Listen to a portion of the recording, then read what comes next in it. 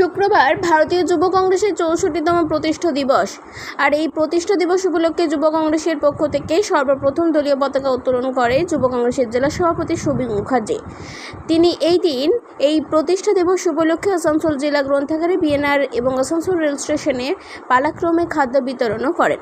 এদিন কংগ্রেসের councillor SM. Mustafa উপস্থিত ছিলেন। যুব কংগ্রেসের সঙ্গে যুক্ত বহু কর্মীরা ও সদস্যরাও উপস্থিত ছিলেন।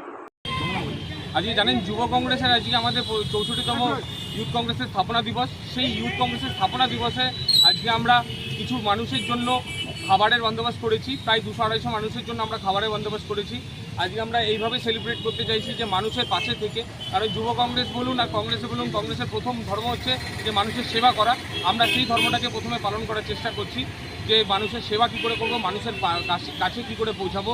আমাদের কাউন্সিলর সাহেব 25 নম্বর ওয়ার্ডের কাউন্সিলর সাহেব এস.এম. মুস্তাফা ভাই, উনি আমাদেরকে খুব রকম সাপোর্ট করছেন এবং যুব কংগ্রেসের প্রত্যেকটা অ্যাসেম্বলি, প্রত্যেকটা জেলা কমিটির প্রত্যেকটা ছেলেরা আজ এখানে উপস্থিত হয়ে আজকে আমরা এই দিনটাকে পালন করছি। আসানসোল থেকে সঞ্জয় দেবের রিপোর্ট, 99 নিউজ বাংলা।